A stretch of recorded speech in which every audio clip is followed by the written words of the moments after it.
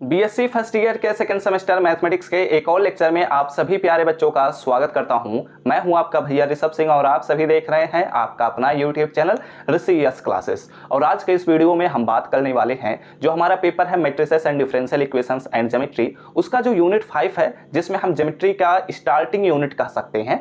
और इसमें हम पढ़ रहे थे कि general equation of second degree क्या होता है। इसको हम कंप्लीट कर चुके हैं, बेसिकली 6 से 7 लेक्चर लगे हैं और general equation of second degree हमारा कंप्लीट हो चुका है। अब यूनिट 5 के अंतर्गत हमें पढ़ना है कि सिस्टम ऑफ कॉनिक्स क्या होता है एंड ट्रेसिंग ऑफ कॉनिक्स क्या होता है। इन सभी चीजों के बारे में हम बहुत ही डिटेल से बात करने वाले हैं। इसमें भी 5 से 6 लेक्चर या फिर हो सकता है और भी ज्यादा लेक्चर्स लगेंगे। उसके बाद हमारा यह भी चैप्टर कंप्लीट हो जाएगा। जैसा कि आप सभी को पता है कि हर एक यूनिट कई चैप्टर्स का कॉम्बिनेशन है, वैसे 5th यूनिट जो है यह भी कई चैप्टर्स का कॉम्बिनेशन है। ठीक है, तो चलिए अपने इस लेक्चर की शुरुआत करते हैं। अगर आप लोग पिछले लेक्चर्स को नहीं देखे हैं तो पूरे प्लेलिस्ट का लिंक आप सभी को डिस्क्रिप्शन में मिल जाएगा, आप लोग जरूर जाकर चेकआउट कर लीजिएगा। Matrices and differential equations already complete है। यूनिट 5 का हमारे पास पहला चैप्टर भी कंप्लीट हो चुका है। चलिए अब हम शुरुआत करते हैं, समझते हैं कि सिस्टम ऑफ कॉनिक्स क्या होता है। तो देखो, सिस्टम ऑफ कॉनिक्स को हम अध्ययन करने से पहले मैं आप सभी से कुछ चीजों पर बात करना चाहता हूं। थोड़ा सा हिस्ट्री हम लोग जान लेते हैं। एक्चुअली कहानी है 200 ईसा पूर्व की। एक अपोलोनियस मैथमेटिशियन थे, ठीक है। उन्होंने क्या किया, कॉनिक्स को उठाया। कॉनिक्स बोलने का मतलब यह हुआ कि जैसे डमरू आप लोग देखे ही होंगे, तो जो डमरू होता है वही कॉनिक्स शेप होता है उसका, ठीक है। तो वो कॉनिक्स को उठाए, यानी कि डमरू को उठाए और एक प्लेन को उठाए, ठीक है। प्लेन मतलब क्या, जैसे ये हमारे पास एक प्लेन ही तो है। और उन्होंने क्या किया, उन दोनों को कट किया।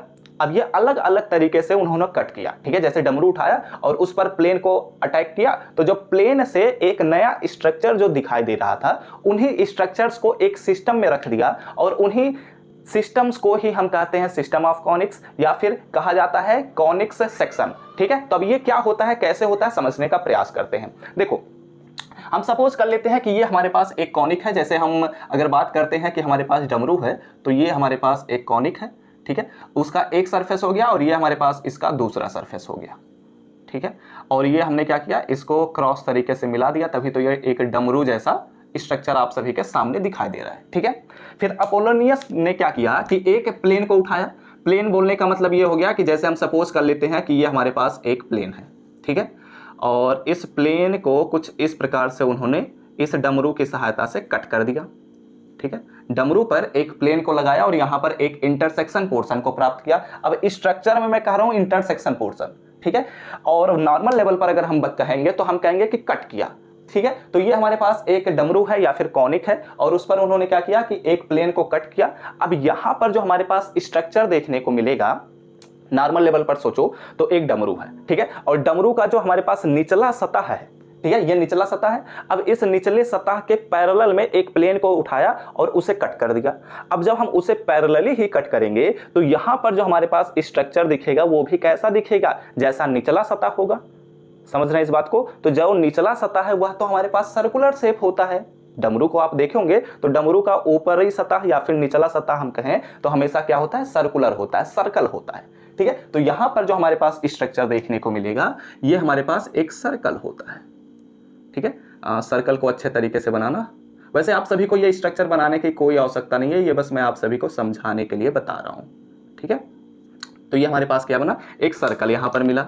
तो ऐसे ही करते हुए अपोलोनियस जो हमारे मैथमेटिशियन थे वो काफी सारे स्ट्रक्चर्स का निर्माण किए, ठीक है।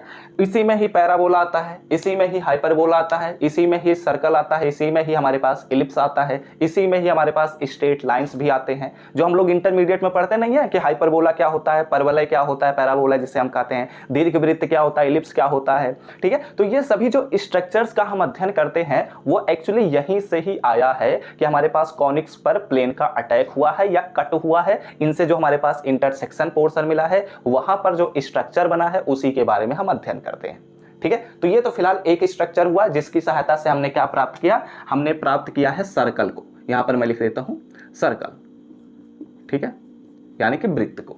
अब एक ऐसा ही हम और कॉनिक को ले लेते हैं, ठीक है, क्योंकि हमें बहुत सारी चीजों का स्ट्रक्चर तो देखना है ना। तो यहां पर मैं थोड़ा सा इसके अपर सरफेस को थोड़ा छोटा कर लेता हूं इस बार, ठीक है। ये तो हम अपने अनुसार ही कर सकते हैं ना, कोई दिक्कत तो है नहीं।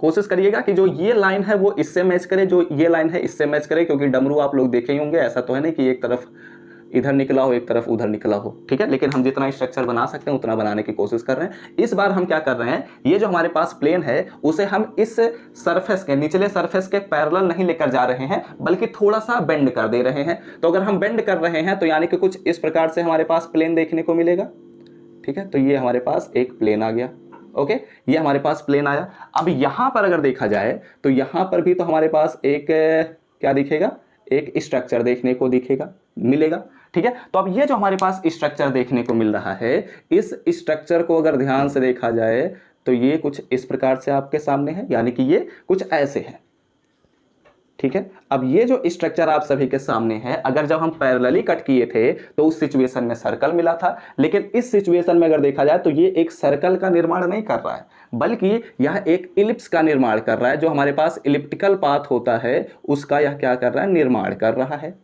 ठीक है। यानी कि अगर हम थोड़ा सा बेंड करते हुए प्लेन से कट मारेंगे तो यहां पर जो इंटरसेक्शन मिलेगा उसे हम कहते हैं इलिप्स, ओके। आइए अगले पॉइंट को डिस्कस करते हैं। यहां पर हम सपोज कर लेते हैं कि ये हमारे पास एक और कॉनिक है, ठीक है, ये हमारे पास एक और कॉनिक है।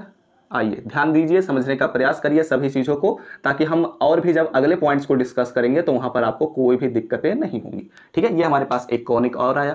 अब यहां पर हम क्या करते हैं, यहां पर हम एक और प्लेन को कट करते हैं, ठीक है। तो ये हम ले लेते हैं कुछ इस प्रकार से एक प्लेन, ठीक है। यहाँ पर हम सपोज कर लेते हैं, चलो ये कुछ इस प्रकार से यहाँ पर एक लाइन है, ये हमारे पास प्लेन आया और ये ऐसे करते हुए कट हो गया, ठीक है। तो अब यहाँ पर अगर हम इस कट को देख रहे हैं, चलो इसे मैं थोड़ा सा और छोटा कर लेता हूँ, ठीक है। यानी कि ये जो हमारे पास कट है वो इस सरफेस से इस सरफेस तक का हम ले लेते हैं, ठीक है। यहाँ पर हमारे पास कट है। तो अगर ध्यान से देखा जाए तो यहाँ पर जो हमारे पास स्ट्रक्चर देखने को मिलेगा वो कुछ इस प्रकार से देखने को मिलेगा। और हम यह बात जानते हैं कि अगर हमारे पास कोई भी स्ट्रक्चर ऐसे देखने को मिल रहा है, यानी कि यह जो हमारे पास स्ट्रक्चर है वो कुछ इस प्रकार से है, ठीक है। और इस स्ट्रक्चर को हम क्या कहते हैं, इसी को ही तो हम परवलय कहते हैं। यानी कि यहां से हमारे पास क्या मिलेगा, पैराबोला मिल रहा है, ठीक है। क्या मिल रहा है, पैराबोला। तो ऐसे ही अलग अलग प्रकार से अपोलोनियस ने क्या किया, अलग अलग प्रकार से प्लेन को उठाया, कॉनिक्स को उठाया और उनका इंटरसेक्शन देखना शुरू कर दिया।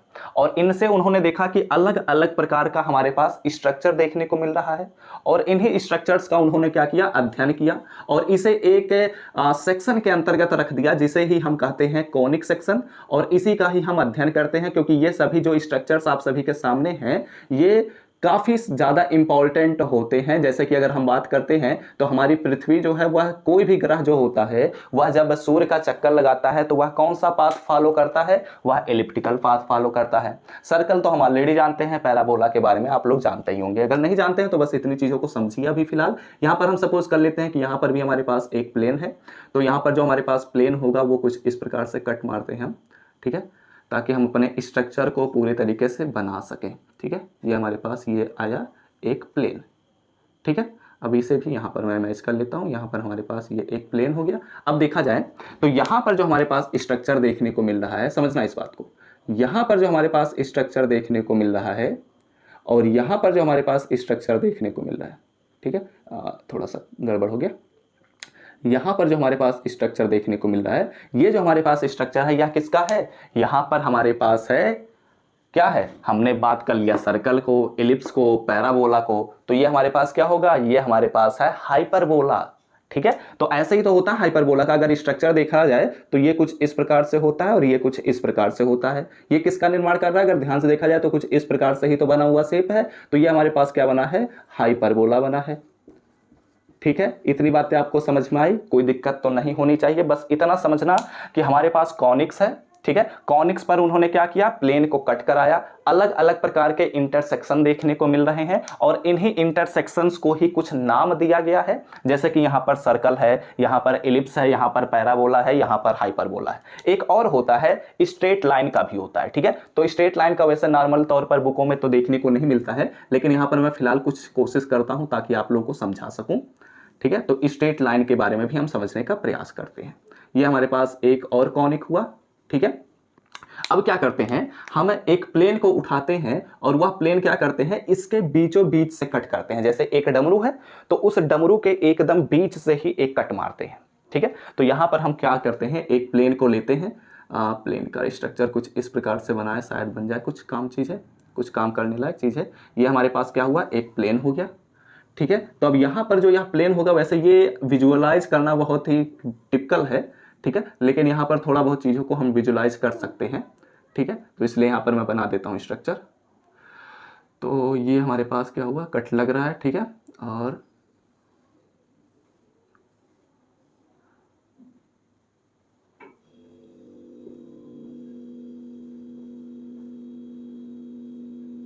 ठीक है, ये हमारे पास एक कट है। और यहाँ पर जो हमारे पास ये दो लाइंस आप सभी को देखने को मिल रहे हैं, इन्हीं लाइंस को ही हम कहते हैं स्ट्रेट लाइन, ठीक है। आप नॉर्मल लेवल पर आप इसको जब विजुलाइज करेंगे तो आपको देखने को मिलेगा कि अगर हम एक डमरू को उठाते हैं और उस डमरू को ऐसे बीच से काट देते हैं, ठीक है, तो जब हम काटेंगे तो एक हमारे पास कुछ इस प्रकार का स्ट्रेट लाइन मिलेगा, कुछ इस प्रकार का स्ट्रेट लाइन मिलेगा।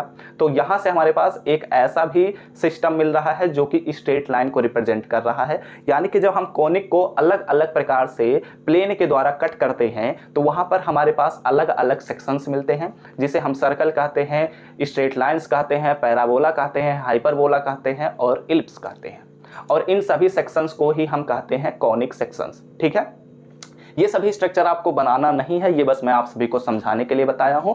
चलिए अब इनके बारे में और भी डिटेल से कुछ इक्वेशंस पर भी बात कर लेते हैं। अब आइए चलिए हम बात कर लेते हैं कुछ स्टैंडर्ड फॉर्म ऑफ कॉनिक्स के बारे में। जैसा कि आप सभी के सामने देखने को मिल रहा है, हम पहला हेडिंग डाले हैं इलिप्स, ठीक है। तो हम इलिप्स के स्टैंडर्ड फॉर्म पर बात करने वाले हैं, ठीक है। तो बेसिकली मैंने आप सभी के बुक में देखा है, आप सभी के सिलेबस में मैंने देखा है, तो तीन ही स्टैंडर्ड फॉर्म का उपयोग किया गया है ज्यादातर। एक है इलिप्स, दूसरा है पैराबोला, तीसरा है हाइपरबोला, ठीक है। सर्कल और स्ट्रेट लाइन का ज्यादा उपयोग नहीं है, लेकिन जितनी भी चीजें उपयोग में आती हैं मैं उन सभी चीजों के बारे में बात कर लूंगा। ओके, आइए चलिए बात करते हैं अपने मुद्दे पर। बात करते हैं कि इलिप्स क्या है। तो पहले इसका स्टैंडर्ड फॉर्म अगर बात करते हैं तो द स्टैंडर्ड फॉर्म, ठीक है, the standard form of ellipse, ठीक है। अगर हम इलिप्स के स्टैंडर्ड फॉर्म पर बात कर रहे हैं तो ये क्या होता है आप लोगों को पता ही होगा, क्योंकि आप लोग इंटरमीडिएट में पढ़ चुके हैं, ठीक है। तो यहाँ पर अगर हम बात करते हैं तो हमारे पास होता है X square by A square plus Y square by B square is equal to 1,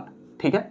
ये जो हमारे पास है, ये जो पेपर है, इसमें जो ज्योमेट्री पोर्शन है ये पूरा का पूरा विजुअलाइजेशन पर है, ठीक है। क्योंकि ये हमारे पास एक्चुअली ज्योमेट्री मतलब कि नॉर्मल लेवल पर जो हम बेसिक लेवल पर अपने दैनिक जीवन में चीज़ों को करते हैं, या फिर हम अंतरिक्ष लेवल पर भी जो चीज़ों को हम देखते हैं, सोचते हैं, करते हैं, जिन चीज़ों का अध्ययन करते हैं, वो सभी ज्योमेट्री के अंतर्गत ही आते हैं।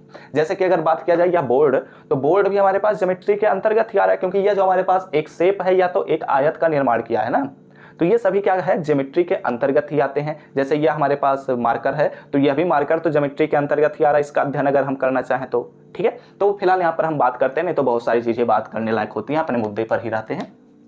तो अगर ये हमारे पास है तो इसमें अगर हम बात करते हैं तो हमारे पास दो केसेस हो सकते हैं। केस नंबर 1 हमारे पास क्या हो सकता है कि अगर हमारे पास a ग्रेटर देन b हो जाए, और दूसरा केस हमारे पास क्या हो सकता है, केस 2, ठीक है। केस 2 क्या हो सकता है कि हमारे पास b ग्रेटर देन a हो जाए। आप लोगों को इसके बारे में तो पता ही होगा कि हमारे पास दो पॉसिबिलिटीज हैं इलिप्स में, कि हमारे पास a ग्रेटर देन b हो जाए, b ग्रेटर देन a हो जाए, दूसरी पॉसिबिलिटी ये है। तो अगर इन पॉसिबिलिटीज में इनका अगर हम स्ट्रक्चर ड्रा करते हैं, ठीक है, मैं यहाँ पर बस आपको समझाने के लिए बना रहा हूँ, तो जितना स्ट्रक्चर बन पाए उतना बना लेता हूँ। और ये हमारे पास क्या बन गया, एक इलिप्स बन गया, ठीक है। तो इलिप्स में हमें पता है कि दो फोकस होते हैं, तो ये हमारे पास एक फोकस हो गया, दूसरा फोकस हो गया। अगर हम बात करते हैं तो यहाँ से लेकर यहाँ तक, ठीक है, यहाँ से लेकर यहाँ तक का अगर हम सपोज कर ले रहे हैं कि ये डिस्टेंस हमारे पास a है, तो इस पॉइंट का जो हमारे पास कोऑर्डिनेट होगा वह a, 0 होगा।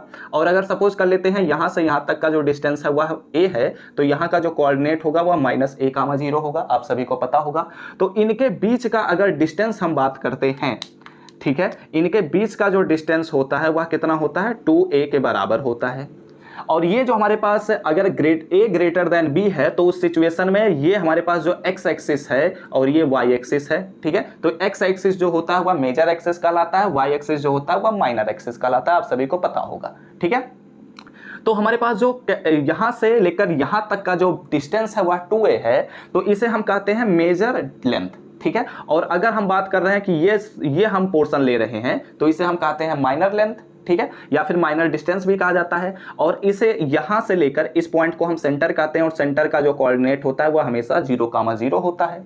ठीक है, तो यहां से यहां तक के बीच का जो डिस्टेंस होगा वह स्मॉल a होगा, यहां से यहां तक का जो डिस्टेंस होगा वह स्मॉल b होगा। अगर यहां पर मैं स्ट्रक्चर में बना भी देता हूं कि यहां से लेकर और यहां तक के बीच का डिस्टेंस में बात कर रहा हूं। ठीक है, तो यहां से यहां तक के बीच का जो डिस्टेंस है वह 2b है। ठीक है, इतनी बातें समझ में आई, कोई प्रॉब्लम तो होनी नहीं चाहिए क्योंकि ये सभी चीजें आप लोग इंटरमीडिएट में भी पढ़ चुके होते हैं। और एक चीज और यहाँ पर होता है, डायरेक्ट्रिक्स होता है। ठीक है, तो यहाँ पर फिलहाल मैं डायरेक्ट्रिक्स बस ऐसे ही बना लेता हूँ, इसके बारे में हमें बहुत ज्यादा चीजों पर बात करने की आवश्यकता नहीं है। अगर इनके फोकस का कोऑर्डिनेट देखा जाए तो हमारे पास होता है AE,0 और यहाँ पर निगेटिव साइड में हमारे पास होता है -AE,0 होता है। ये सभी चीजें आपको पता ही होगा। और यहाँ पर ये हमारे पास माइनर एक्सिस कहलाता है। तो ये जो हमारे पास पोर्शन होता है यानी कि यहाँ से यहाँ तक के बीच का डिस्टेंस b होता है, तो इसे हम कहते हैं सेमी माइनर एक्सिस या semi minor distance, semi minor length. और ये हमारे पास सेमी मेजर लेंथ या सेमी मेजर डिस्टेंस कहा जाता है।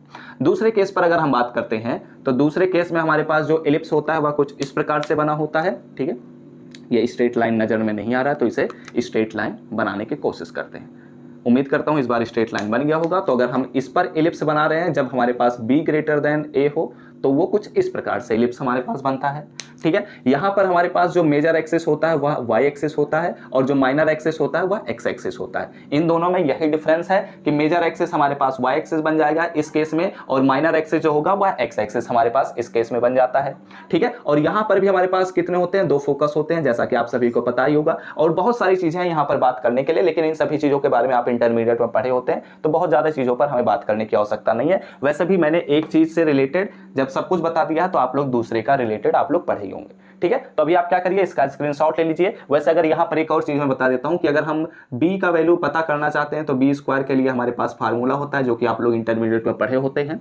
e जो हमारे पास होता है वह इसेंट्रिसिटी होता है। ठीक है, और इसेंट्रिसिटी का जो वैल्यू होता है वह ग्रेटर देन 1 पर डिपेंड करता है, लेस देन 1 पर डिपेंड करता है और इक्वल टू 1 पर डिपेंड करता है कि हमारे पास कौन सा स्ट्रक्चर बनेगा।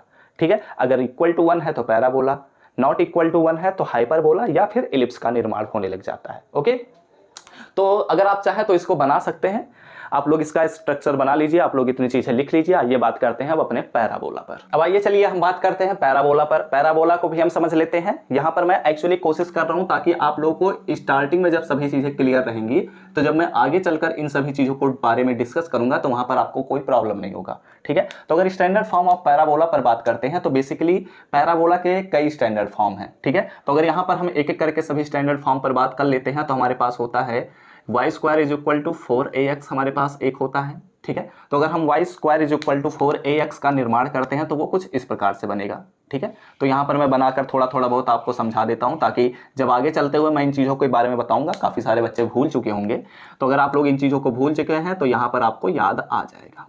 ठीक है, तो ये हमारे पास क्या बन गया, y² = 4ax। ठीक है, जब हमारे पास y² = 4ax होता है, पॉजिटिव में होता है, तो इसका जो मुंह खुला होता है वह पॉजिटिव डायरेक्शन ऑफ x होता है। ठीक है, अगर इसके वर्टेक्स पर हम बात करते हैं तो ये हमारे पास वर्टेक्स पॉइंट होता है जिसे हम 0,0 कहते हैं। और यहाँ पर अगर इसका फोकस हम डिस्कस करते हैं तो सपोज कर लेते हैं कि a डिस्टेंस पर है तो a,0 होता है। ऐसे ही यहाँ पर इसका डायरेक्ट्रिक्स होता है, तो डायरेक्ट्रिक्स को हमें ज़्यादा बात करना नहीं है, लेकिन अगर नॉर्मल लेवल पर जानना चाहें तो x + a = 0 ही होता है। ठीक है, इन सभी चीज़ों के बारे में आप लोग ऑलरेडी पढ़े भी हैं, तो इसलिए मैं यहाँ पर बहुत ज़्यादा समय नहीं दे रहा हूँ। दूसरे पॉइंट को डिस्कस करते हैं। दूसरा हमारे पास इक्वेशन होता है y² = -4ax।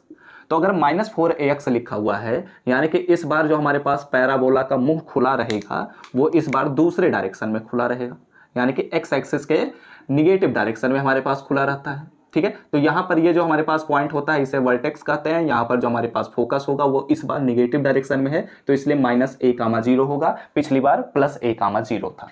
ठीक है, ऐसे यहाँ पर इसका भी डायरेक्ट्रिक्स होता है। आइए चलिए अगले पॉइंट पर बात करते हैं। अगला पॉइंट हमारे पास क्या होगा, तीसरा स्टैंडर्ड इक्वेशन। तो तीसरा स्टैंडर्ड इक्वेशन हमारे पास क्या होगा, इस बार x² का कैलकुलेशन ले लेते हैं तो x² = 4ay अगर हम कहेंगे। ठीक है, तो ये हमारे पास क्या बना, इसका x एक्सिस और ये हमारे पास क्या बना, y एक्सिस। ठीक है, तो अब यहाँ पर अगर हम इसका स्ट्रक्चर बनाए तो ये हमारे पास क्या बना, कुछ इस प्रकार से। ठीक है, ये हमारे पास क्या बना, ये हमारे पास पॉइंट है जिसे हम कहते हैं वर्टेक्स और ये हमारे पास बना एक पॉइंट जिसे हम कहते हैं क्या कहते हैं, फोकस। ठीक है, तो ऐसे यहाँ पर भी स्ट्रक्चर बनेगा और इसमें भी हमारे पास क्या बनेगा, डायरेक्ट्रिक्स बनेगा ही बनेगा। आइए चलिए अगले पॉइंट को डिस्कस करते हैं। अगला हमारे पास जो स्टैंडर्ड इक्वेशन है वह है फोर्थ इक्वेशन, और फोर्थ इक्वेशन हमारे पास क्या बनेगा, X square is equal to -4ay। ठीक है, और इस बार आप लोग समझ ही गए होंगे कि हमारे पास कैसा स्ट्रक्चर बनने वाला है। ये हमारे पास एक्स एक्सिस, ये हमारे पास वाई एक्सिस। ठीक है, तो इस बार जो हमारे पास मुंह खुला रहेगा वो नीचे की तरफ खुला रहेगा और ये कुछ इस प्रकार से हमारे पास पैराबोला बनेगा। ये हमारे पास क्या होता है, वर्टेक्स होता है, और ये हमारे पास क्या बनता है, ये हमारे पास बनता है फोकस, और ये हमारे पास बनता है डायरेक्ट्रिक्स। ठीक है, अगर यहाँ पर फोकस पर बात करते हैं तो चूंकि हम वाई डायरेक्शन में जा रहे हैं और एक्स एक्सिस पर हम बढ़ नहीं रहे हैं, तो यहाँ पर हमारे पास क्या बनेगा, 0 बनेगा। ठीक है, 0 कामा, और सपोज कर लेते हैं या बी डायरेक्शन चल रहा है, बी डिस्टेंस चला है तो -b होगा। ऐसे यहाँ पर भी हमारे पास ये जो पॉइंट होगा या 0 कामा +b होगा, और यहाँ पर भी हमारे पास डायरेक्ट्रिक्स तो खींचा ही जाएगा। ठीक है, तो इतनी चीजें आपको समझ में आई, कोई दिक्कत तो नहीं होनी चाहिए। मैं बस आपको रिपीट करा रहा हूं ताकि आप लोग इन चीजों को रिलेट कर सके जब मैं क्वेश्चंस के माध्यम से इन चीजों को बताऊं तो। ठीक है, तो अभी आप क्या करिए, इसका भी स्क्रीनशॉट ले लीजिए, ये सही कर लीजिए। यहाँ पर एक्चुअली ए हम उपयोग किए हैं और यहाँ पर मैं गलती से बी लिख दिया हूं, तो यहाँ पर भी ए लिख लीजिए और यहाँ पर भी आपको क्या लिख लेना है, -a लिख लेना है। ठीक है, अब आप क्या करिए, इसका स्क्रीनशॉट ले लीजिए। इसके बाद हम चलिए बात करते हैं कि हमारे पास हाइपरबोला क्या हो। तो चलिए एक और सिस्टम ऑफ कॉनिक्स पर हम बात कर लेते हैं, या फिर मैं कहूं कॉनिक सेक्शन पर और बात कर लेते हैं, जिसका नाम है हाइपरबोला। ठीक है, चलो इसी के साथ हम सर्कल को भी आप सभी को बता देंगे, वैसे आप सभी को पता ही होगा। आइए बात करते हैं कि हाइपरबोला का स्टैंडर्ड फॉर्म क्या होता है।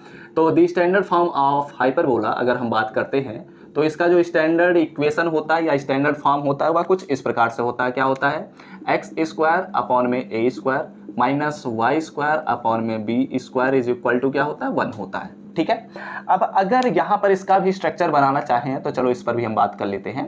ये हमारे पास कुछ इस प्रकार से स्ट्रक्चर होगा। ठीक है, ये हमारे पास x एक्सिस हो गया और ये हमारे पास क्या हो गया, y एक्सिस हो गया।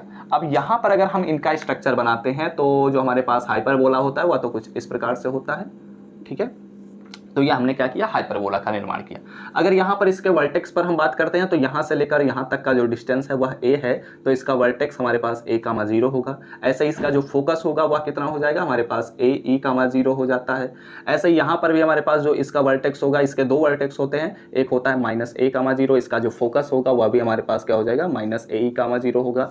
जो e है वह इसेंट्रिसिटी को डिपेंड दिखा रहा है और इसेंट्रिसिटी पर ही हमारा डिपेंड करता है कि कौन सा स्ट्रक्चर बनता है। ठीक है, अगर लेस देन 1 बनेगा तो कौन सा केस बनेगा, ग्रेटर देन 1 बनेगा तो कौन सा केस बनेगा, इक्वल टू 1 बनेगा तो कौन सा केस बनेगा, ये सभी चीजें इसी पर डिपेंड करता है। ठीक है, इसका ऐसे ही हमारे पास डायरेक्ट्रिक्स भी होता है, तो बहुत सारी चीजें होती हैं, आप लोग जानते भी हैं इन चीजों के बारे में, तो यहाँ पर बहुत ज्यादा चीजों पर बात करने की कोई आवश्यकता नहीं है। आइए चलिए यहाँ पर हमने तीसरे पॉइंट को डिस्कस कर लिया, बात कर लेते हैं सर्कल पर भी।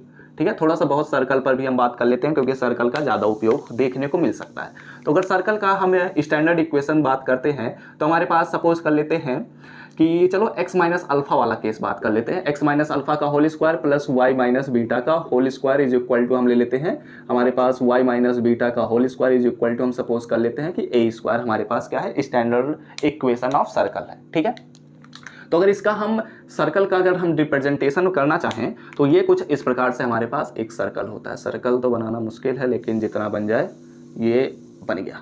ठीक है, अब यहाँ पर अगर हम सर्कल पर बात करते हैं तो इसका जो हमारे पास सेंटर होता है, सेंटर में फिलहाल यहाँ पर अल्फा और बीटा का उपयोग किया हूँ इसलिए यहाँ पर अल्फा और बीटा बन जाएगा। ठीक है, और इसका जो हमारे पास रेडियस है वह कितना है, a है।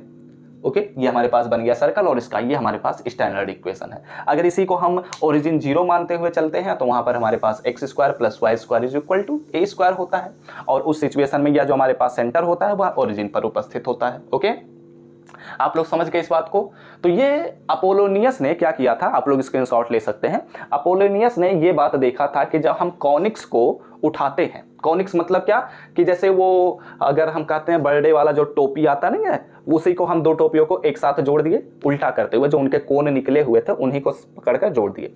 उसके बाद एक प्लेन को हम लेते हैं, एक प्लेन की सहायता से अलग अलग डायरेक्शन में अलग अलग तरीके से कट मारते हैं और उस कट की सहायता से हमारे पास नए नए स्ट्रक्चर्स देखने को मिलते हैं और वो जो हमारे पास स्ट्रक्चर्स होते हैं उन्हीं को ही हम कहते हैं कॉनिक सेक्शन। उन कॉनिक सेक्शन में हमारे पास स्ट्रेट लाइन आते हैं, pair of straight line, circle आता है, हाइपरबोला आता है, पैराबोला आता है, इलिप्स आता है। ठीक है, लेकिन आपके सिलेबस में 3 ही पॉइंट्स को मैंने देखा है तो उसमें आपको देखने को मिलेगा एक इलिप्स, दूसरा पैराबोला, तीसरा हाइपरबोला। लेकिन और भी चीज़ें अगर आपको देखने को मिलती हैं तो वहाँ पर मैं उन चीज़ों के बारे में डिटेल एक्सप्लेनेशन भी दूंगा।